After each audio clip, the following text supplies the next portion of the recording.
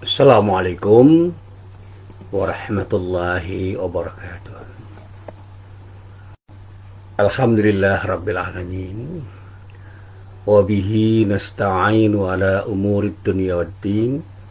Asyhadu an la ilaha illallah wahdahu la syarikalah wa asyhadu anna Muhammadan abduhu wa rasuluh. Allahumma salli wa sallim ala nabiyyina Muhammad wa ala alihi wa sahbihi wa man wala. Amma ba'd. Para jamaah yang dirahmati Allah, alhamdulillah pagi ini kita bisa bertemu lagi, dan sekali lagi kita berharap mudah-mudahan setiap pertemuan kita, termasuk pertemuan kita pada pagi hari ini, benar-benar mendapatkan ridho dari Allah Subhanahu wa Ta'ala. Amin. Para jamaah yang dirahmati Allah, saya hari ini merasa sangat senang, merasa sangat gembira, merasa sangat bahagia karena mendapatkan kabar dari para sahabat saya, teman-teman saya, sahabat saya yang berhasil mendapatkan banyak hal. Ada yang baru saja menyelesaikan disertasinya dan segera ujian tertutup. Ada yang baru saja mendapatkan gelar guru besar. Ada yang baru saja mendapatkan rezeki berupa cucu. Ada yang juga mendapatkan rezeki berupa tempat tinggal, rumah baru. Dan ada juga yang mendapatkan rezeki berupa tanah pekarangan yang berupa warisan dari orang tuanya yang sudah meninggal. Dan masih banyak lagi, termasuk kabar dari para mahasiswa saya yang dalam beberapa hal sering memberikan masukan pada saya supaya saya lebih serius memberikan bimbingan kepada mereka, baik bimbingan dalam pengertian formal maupun non formal. Dan ini yang selalu saya sampaikan pada para mahasiswa saya. Saya tidak pernah menjadi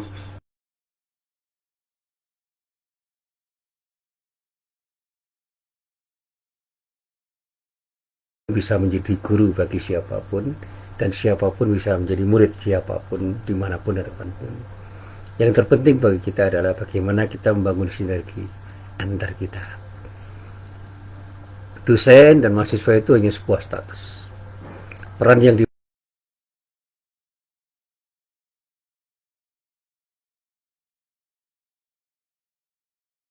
dalam berinteraksi, sehingga tidak ada beban bagi diri kita ketika kita berinteraksi, karena ketulusan, ada ketulusan hati, tidak ada sesuatu agenda yang tersembunyi di balik sesuatu yang kita lakukan, sehingga semua itu menjadi nyaman, menjadi nikmat, membahagiakan. Dan inilah yang saya bangun dalam interaksi saya dengan para mahasiswa saya, para jamaah saya, dan semua saja yang berteman, bersahabat dengan diri saya.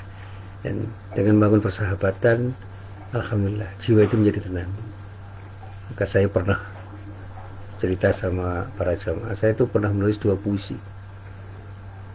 Yang pertama saya tulis dengan judul Selamat Tinggal Kebencian. Kedua saya tulis dengan judul Selamat Datang Kebahagiaan. Kedua puisi itu semakna sebenarnya. Bahagia itu terasa bisa saya dapatkan ketika saya bersyukur, dan kebencian itu ketika ada peluang membuat kita tenang, damai. Karena apa? Kita tidak pernah merasa punya musuh dimanapun dan kapanpun. Bahkan dendam sekecil apapun pada orang itu menjadi tidak ada sama sekali, karena tidak ada kebencian pada siapapun. Dan kalaupun misalnya masih ada orang yang membenci diri kita, ya doakan kepada mereka agar mereka segera mengakhiri kebencian itu. Ketika masih ada orang yang mendendam pada diri kita, doakan kepada mereka agar mereka segera mengakhiri dendam yang mereka pelihara di dalam hatinya. Doakan kepada semua orang agar semuanya baik-baik saja dan semua mendapatkan keberkahan dari Allah atas semua tindakan yang mereka lakukan, karena semua hamba Allah itu diciptakan oleh Allah hanya untuk beribadah kepada Allah Subhanahu wa Ta'ala. Ini yang selalu saya sampaikan. Makanya ketika saya ditanya oleh mahasiswa saya, Pak, Bapak punya musuh enggak? Saya sambil tersenyum mengatakan, tidak. Kalau begitu Bapak punya kawan banyak, termasuk Anda semua itu kawan saya, mitra saya di dalam hidup. Dan hidup ini menjadi indah ketika kita berkawan dengan siapapun, bersahabat dengan siapapun, sehingga kita tidak punya musuh. Kalau kita itu punya musuh, itu hanya satu musuh kita, itu setan. Yang dikatakan oleh Allah, setan itu adalah musuh yang nyata, aduwwum mubin. Dan apa dan siapa setan itu sudah pernah saya sampaikan. Jadi setan itu kekuatan jahat yang bisa melekat pada diri manusia dan pada diri jin, dan pada saatnya mempengaruhi dirinya untuk berbuat sesuatu tidak baik, termasuk membujuk orang lain untuk berbuat tidak baik, sehingga semua orang bisa menjadi setan bagi dirinya dan menjadi setan bagi orang lain. Dan orang pun juga akan berhadapan dengan para setan yang selalu akan menggoda dirinya. Ya. Bahkan saya sampai mengilustrasikan begini, hawa nafsu kita itu bisa menjadi kekuatan jahat yang mengarahkan diri kita untuk menjadi diri kita yang tidak seharusnya. Dari situ ada kekuatan yang disebut kuwah syaitaniyah, kekuatan setan, kekuatan jahat yang mendorong diri kita untuk berbuat tidak baik. Apa lawan katanya itu sering saya buat ilustrasi. Lawan setan itu adalah makhluk Allah yang serba baik, yaitu malaikat. Ada kuwah malakiyah, kekuatan malaikat yang betul-betul mendorong diri kita untuk selalu berbuat baik dan mencegah diri kita untuk berbuat yang tidak baik. Kita tercegah dari berbuat yang tidak baik karena kekuatan yang baik, dan kita menjadi orang yang selalu ingin berbuat baik karena terdorong oleh kekuatan yang baik. Dan disitulah saya mengatakan bahwa dalam diri kita itu sebenarnya ada pertarungan antara hati nurani kita dengan hawa nafsu yang seringkali membuat diri kita itu merasa ada sesuatu yang tidak nyaman. Satu saat ketika saya itu punya duit,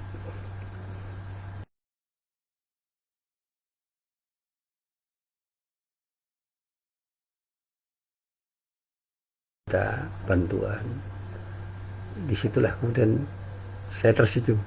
Nah, inilah saatnya saya itu mengarahkan diri saya untuk keluar dari godaan setan. Saya butuh makan, saya butuh memberi nafkah untuk anak istri saya, tetapi uang yang saya pegang ini pasti ada kelebihan. Ketika saya punya uang 100.000 dan saya hanya butuh 70.000, yang 25.000 itu bukan hak saya. Itu hak Allah yang akan berikan kepada siapapun yang membutuhkan. Ketika saya punya uang 1 juta dan saya hanya butuh uang 700.000, yang 300 itu bukan hak saya. Itu hak Allah yang harus saya berikan melalui orang-orang yang membutuhkan, siapapun mereka.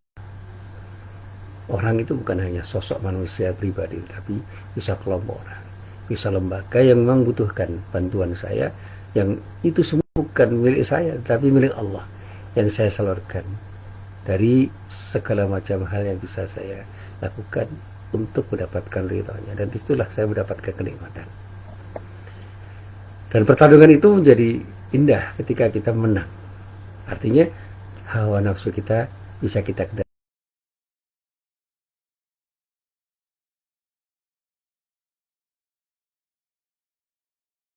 Mencermati dialog-dialog yang ada di YouTube misalnya. Ada seorang yang mengerti filsafat namanya Rocky Gerung. Tidak seluruh pendapatnya saya sepakati, tetapi saya lihat ada sisi positif bagi saya ketika mendengarkan apa yang dia katakan. Kembali pada akal sehat. Saya juga sering mendengarkan Ibu Dokter Siti Fadilah Supari yang menjelaskan tentang persoalan pandemi. Tidak semuanya saya sepakati, tetapi ada hal yang mencerahkan diri saya. Saya juga sering mendengar ungkapan-ungkapan dari Pak Ihsanuddin Nursi. Luar biasa, orang cerdas dia. Tidak semua pendapatnya saya sepakati. Termasuk saya pernah mencermati ungkapan-ungkapan dari Mardi Kumowi. Tidak semua pendapatnya saya sepakati, tapi ada sesuatu yang menginspirasi diri saya. Saya juga seringkali mencermati statement dari Husnul Mar'iyah, Sekali lagi, tidak semua pendapatnya saya sepakati, tapi banyak hal yang bisa menjadi pelajaran bagi diri saya. Saya sering mendengarkan nasihat-nasihat dari Ustadz Abdul Somad, Ustadz Adi Hidayat, Pak Qursyah, bahkan saya sering mencermati pernyataan dari Gus Baha dan bahkan MH Najib. Tidak seluruhnya saya sepakati, tetapi banyak hal yang bisa menjadi pelajaran bagi diri saya. Dan disitulah saya mengatakan bahwa disinilah saat inilah saya harus berbenah diri untuk menjadi lebih baik, termasuk dengan harta yang telah diberikan oleh Allah pada diri saya, yang itu harus saya tasarrufkan untuk membuat diri saya itu tidak dikendalikan oleh hawa nafsu saya, tapi justru saya akan mengendalikan hawa nafsu saya dengan harta yang saya miliki, yang sebenarnya bukan milik saya. Itu hanya titipan Allah yang diberikan pada diri saya untuk bisa saya jadikan sebagai media, sarana untuk beribadah kepada Allah Subhanahu wa ta'ala. Nah, para jamaah yang dirahmati Allah, sekali lagi saya ingin ingat kembali pelajaran tafsir yang pernah diberikan oleh guru saya ketika beliau menafsirkan ayat 103 dari surah At-Taubah. Di dalam ayat itu Allah berfirman, A'udzubillahi minasyaitonirrajim, khudh min amwalihim sadaqah. Ambillah zakat dari harta mereka. Sedekah di sini dalam kitab tafsir disebut zakat. Min di sini bisa disebut sebagai min yang bersifat ba'diyah, tetap ayat untuk menyatakan sebagian. Ambillah sebagian dari harta mereka guna apa? Tutahhiruhum, menyucikan. Karena zakat itu akan bisa membersihkan mereka dari kepikiran dan cinta yang berlebihan terhadap harta. Wa tuzakkihim biha, dan membersihkan mereka. Jadi bagaimana zakat itu bisa memberikan efek bersih dan suci pada siapapun yang berzakat. Bersih diri mereka dan bersih harta mereka. Suci lahir batin.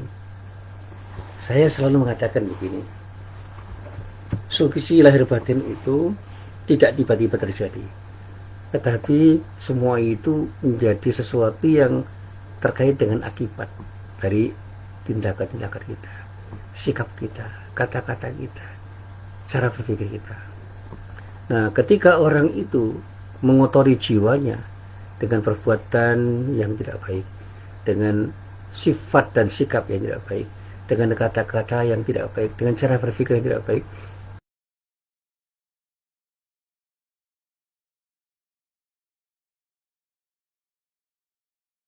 orang. Dan cara menyucikannya kembali bertaubat.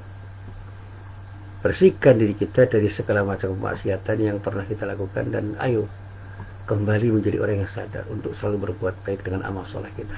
Itu yang akan menjamin hati kita bersih. Harta kita itu boleh jadi ada bagian dari sesuatu yang dimiliki orang lain, termasuk fakir miskin dan anak yatim. Nah, ketika kita tidak mau menyisihkan sebagian harta yang kita miliki, yang kita simpan, yang kita peroleh, disitulah sebenarnya kita sedang menyimpan kotoran. Kotoran berupa harta yang bukan menjadi milik kita, yang seharusnya segera kita berikan kepada orang yang berhak. Makanya ketika kita memberi kepada fakir miskin, anak yatim, dan siapa yang membutuhkan, itu adalah tindakan yang positif, karena pada disitulah kita sedang membersihkan diri kita dari sikap sifat pikir, dan membersihkan harta itu dari sesuatu yang mengotori diri kita, karena sebagian harta yang kita miliki itu adalah sebagian dari apa yang mereka miliki, yang dimiliki oleh orang yang membutuhkan. Ini yang selalu saya ingat itu. Sehingga ketika saya membaca ulang ayat ini, khudh min amwalihim shadaqatan tutahhiruhum wa tuzakkihim biha wassalli alaihim, dan doakanlah mereka. Itu adalah perintah pada Nabi Muhammad SAW untuk kita semua yang pada saatnya kita ini dinasihati oleh Allah melalui lisan Nabi Muhammad SAW ketika Rasulullah mengucapkan firman-Nya dan kemudian dilestarikan dalam kitab suci Al-Quran. Ayo orang-orang kaya, jangan pelit.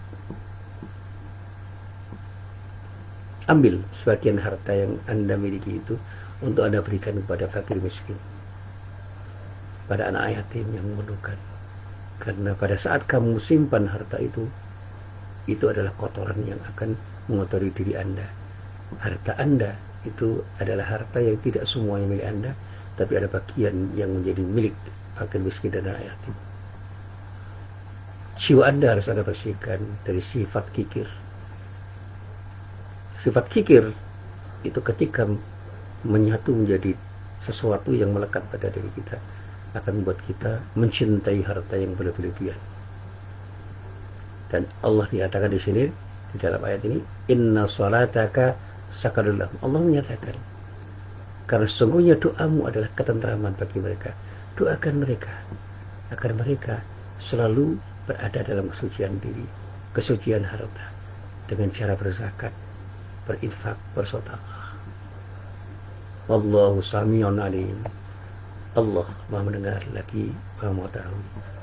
Allah mendengar apapun yang mereka katakan. Alimun, Maha mengetahui terhadap apapun yang dia lakukan. Bahkan yang tersimpan di dalam hati mereka pun Allah tahu. Nah, para jamaah yang dirahmati Allah, terkait dengan apa yang saya sampaikan dari ayat yang terdapat di dalam surah At-Taubah ayat 103 ini, ada firman Allah yang lain yang juga menyentak bagi diri saya, itu pada surah Ar-Rum ayat 39 yang seringkali ini dibicarakan dalam kajian tentang riba. Dikatakan di dalam ayat ini Allah berfirman, A'udzubillahi minasyaitonirrajim, wa ma ataitum mir riba, Mama ataitum bir riba, apapun ya, riba yang kamu berikan, liyar buah fi amwalin nas fayar bundang.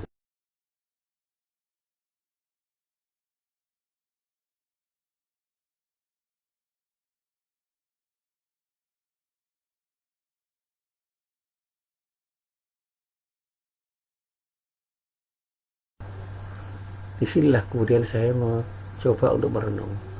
Ketika kita berbisnis, kita seringkali ingin mendapat keuntungan. Ingin mendapatkan keuntungan sebanyak-banyaknya dengan cara apapun. Dan pada saat kita ingin mendapatkan keuntungan, itulah kemudian kita serasa ingin memiliki semuanya. Dan ketika kita ingin memiliki semuanya, sangat mungkin kita enggan untuk memberikan apa yang kita peroleh itu pada orang lain. Sehingga bagi orang yang sedang semangat-semangatnya berbisnis, zakat, infak, dan sedekah itu menjadi sesuatu yang bisa terlupakan, karena orang sedang ingin mendapatkan sesuatu dan tidak sedang ingin memberikan sesuatu. Nah, pada saat ketika transaksi bisnis itu berkembang sedemikian rupa, boleh jadi ada orang yang ingin mendapatkan keuntungan yang berlebihan dengan cara merugikan banyak pihak. Istilah riba itu tumbuh. Termasuk dalam riba utang piutang, bagaimana utang piutang yang semula digagas sebagai sesuatu yang bersifat tabarruk untuk saling membantu, saling menolong, kemudian menjadi transaksi bisnis. Sehingga orang yang berpiutang itu memberikan utang kepada orang yang berutang dengan harapan mendapatkan keuntungan finansial dari utang yang diberikan kepada orang yang berutang. Nah, sekarang ini kalau kita bicara utang piutang, itu sudah tidak masuk pada ranah tabarruk lagi. Orang yang mengutangi dengan cara apapun, apalagi di lembaga perbankan, itu sudah tidak berpikir bagaimana dia membantu orang, tapi berpikir bagaimana bisa mendapat keuntungan dari transaksi utang piutang itu. Sehingga transaksi utang piutang itu sudah menjadi transaksi bisnis yang biasa, menjadi akad tijari. Jadi perubahan dari akad tabarruk menjadi akad tijari itu yang kemudian melahirkan tindakan-tindakan yang sama sekali berseberangan dengan niat semula orang bertransaksi utang piutang. Sehingga ketika kita itu berbicara tentang riba dalam utang piutang, nah, ada riba nasiah, dimana ketika orang itu memberi utang, kemudian orang yang berutang itu akan membayarnya setahun kemudian, orang yang berutang itu mempersyaratkan, silahkan Anda berutang pada saya 1 juta misalnya, tapi kembalikan 1.100.000. sebagai akibat dari penundaan pembayaran Anda. Jadi waktu itu selalu dihitung dengan perolehan uang. Dan inilah yang selalu saya sampaikan dalam kuliah-kuliah saya. Ketika ada gium, time is money, disitulah orang berpikir berkaitan dengan waktu harus ada uang yang kita dapatkan. Waktu adalah uang. Jadi terkait dengan perkembangan waktu, uang itu harus kita peroleh. Jangan sampai kita rugi karena kita memberikan utang kepada orang ketika orang itu mengembalikan dalam waktu tertentu. Karena terkait dengan waktu yang ditunda oleh orang yang berutang itu, kita rugi. Nah, disitulah cara berpikir kita itu ternyata masih terjebak pada keinginan untuk meraup untung dengan mengembangkan harta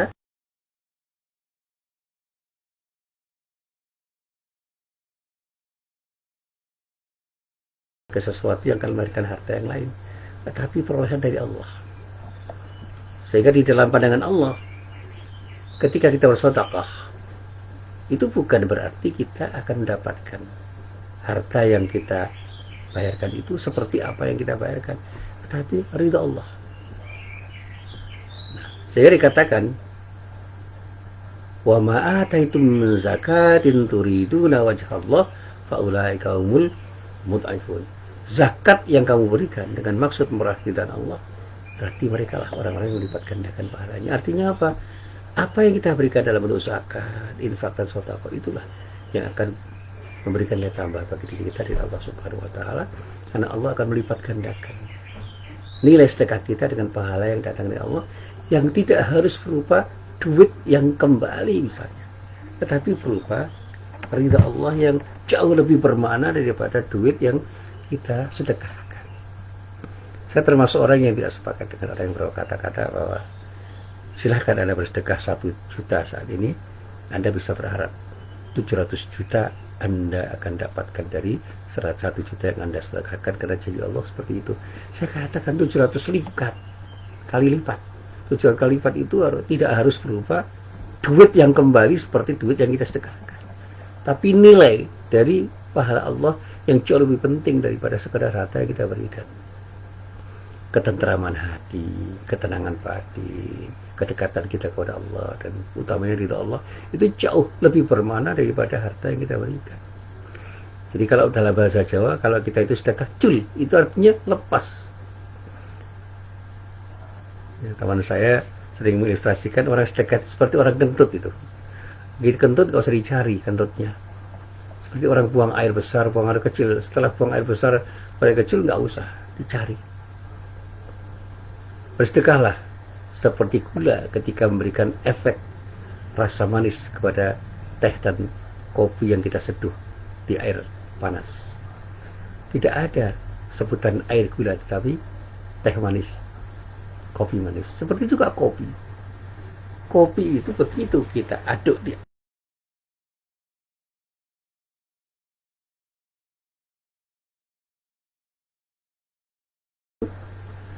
kita seduh, kemudian kita saring, tehnya sudah tidak ada, tetapi rasa teh itu menjadi sesuatu yang nikmat untuk kita rasakan.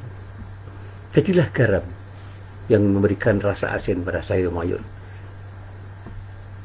tanpa dia harus hadir menjadi sesuatu yang terlihat di sayur mayur itu, tapi rasanya itu begitu dirasakan oleh orang yang makan sayur mayur itu. Kopi, teh, gula, sayur mayur itu tidak menampilkan dirinya ketika memberikan efek sedap pada makanan, minuman yang mendapatkan efek dari sedapnya sesuatu yang dia berikan kepada semuanya.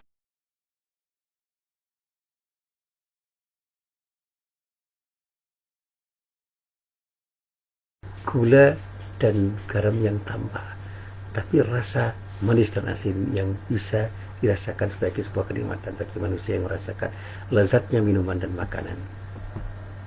Demikian juga kopi. Kopi itu memang bisa melebur menjadi sesuatu yang memberikan efek sedap pada minuman, tetapi dia tidak menampilkan diri. Karena pada saatnya dia itu sudah lebur menjadi satu dengan air panas yang diseduh oleh orang. Apalagi ditambah sedikit gula, ada efek manisnya. Luar biasa. Sedekah itu mestinya seperti itu. Bagaimana kita memberikan sesuatu, misalnya berupa uang, gak usah berpikir uang itu akan kembali. Tapi efek dari semua yang kita berikan itu adalah ridha Allah. Ridha Allah jauh lebih indah, lebih nikmat, lebih kita rasakan sebagai sesuatu yang bermakna daripada uang yang kita berikan. Sehingga sedekah yang kita berikan itu akan tumbuh menjadi sesuatu yang lebih bermakna, antara lain yang kita peroleh dari Allah berupa ridha Allah pada diri kita. Nah, para jamaah yang dirahmati Allah, ada salah satu naluri kuat yang ada pada setiap orang adalah keinginan, yaitu keinginan untuk memiliki harta. Dan keinginan itu adalah keinginan yang ada pada setiap orang. Dan bahkan tidak hanya memiliki, bertambah dan bertambah, berkembang dan berkembang terus dari satu waktu yang lain, dari satu masa yang lain, sehingga tidak ada orang yang puas dengan perolehan harta sekarang ini. Dia akan selalu menambah nilai harta yang dia miliki itu sampai sebanyak-banyaknya. Tapi bagi orang yang beriman, seharusnya dia berpikir begitu.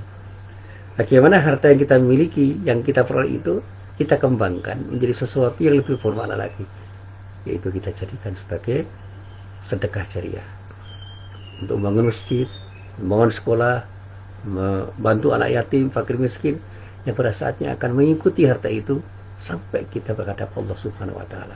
Jadi harta yang bermanfaat itu sungguhnya adalah harta yang kita sedekahkan dengan niat karena Allah. Dan semua yang kita sedekahkan itu tidak hanya hilang begitu saja, tapi itu akan ikut pada kita sampai kita menghadap Allah Subhanahu wa Ta'ala kalau kita sedekahkan semua itu dengan ikhlas karena Allah. 1000 yang kita sedekahkan karena Allah itu akan ikut sampai kita menghadap Allah, sehingga setelah kita mati pun pahala kebaikan yang ada dari sedekah kita itu akan mengalir pada diri kita karena menjadi sesuatu yang disebut sedekah jariah. Saya selalu mengatakan kepada para jamaah saya, ayo jangan pelit untuk sedekah, untuk bangun masjid, bangun sekolah, membantu anak-anak yatim dan fakir miskin, dan berikan kepada mereka sesuatu yang membuat mereka itu senang, karena mereka susah dengan tidak punya harta. Itu yang akan menjadikan kita mendapatkan pahala dan aliran pahala meskipun kita sudah meninggal dan menghadap Allah.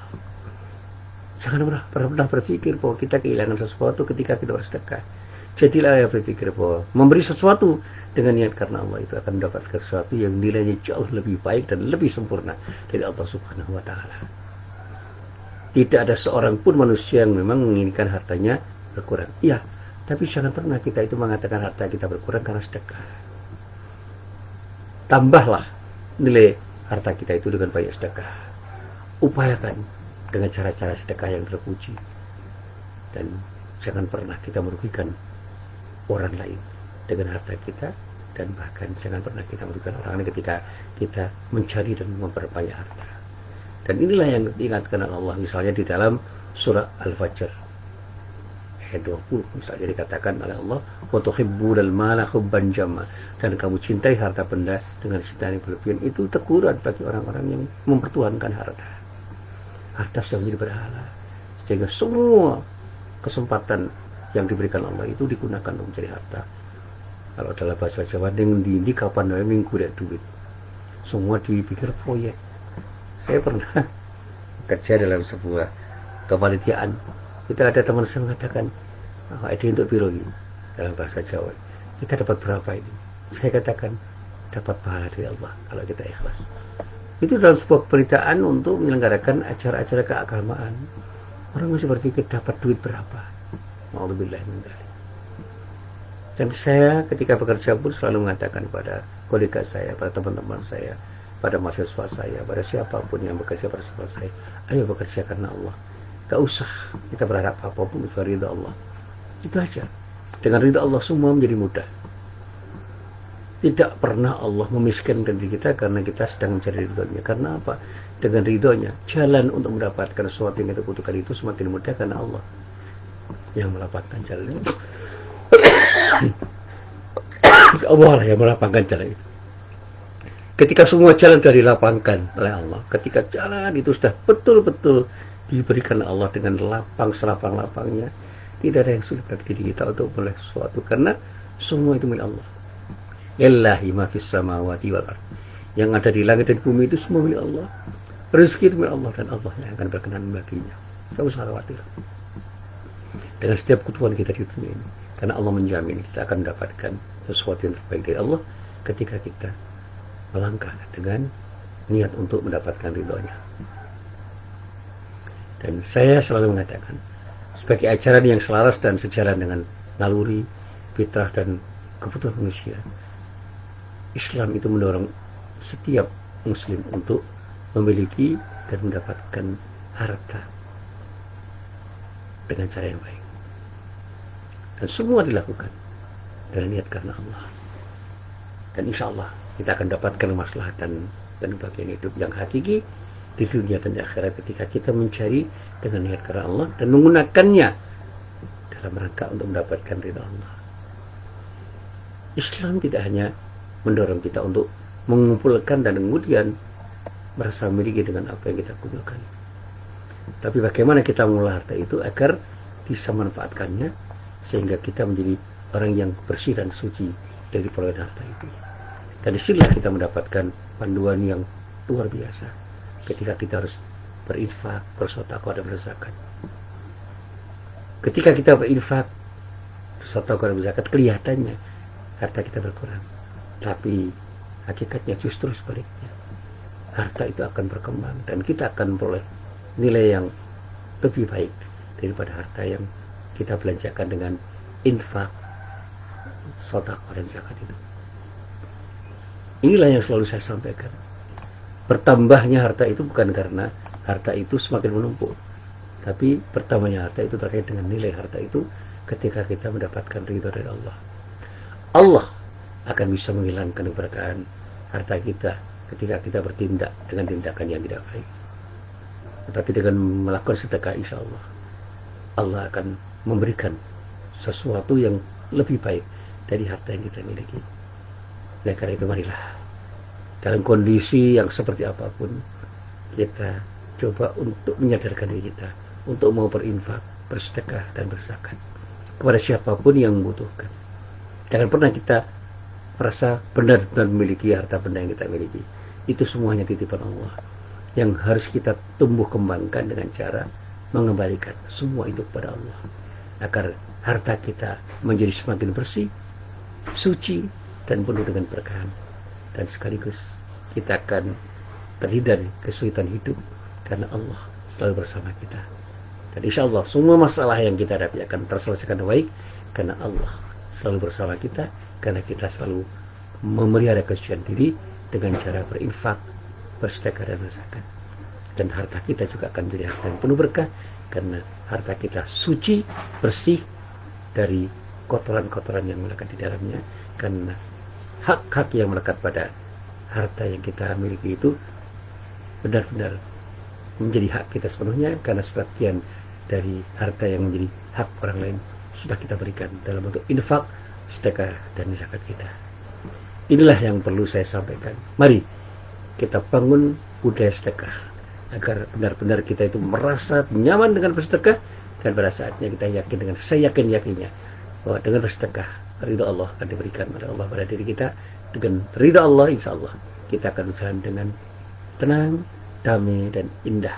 Dan pada saatnya insya Allah kita akan mendapatkan keberkahan dari Allah, keberkahan hidup di dunia dan keberkahan hidup di akhirat kelak. Amin ya rabbal alamin. Wassalamualaikum warahmatullahi wabarakatuh.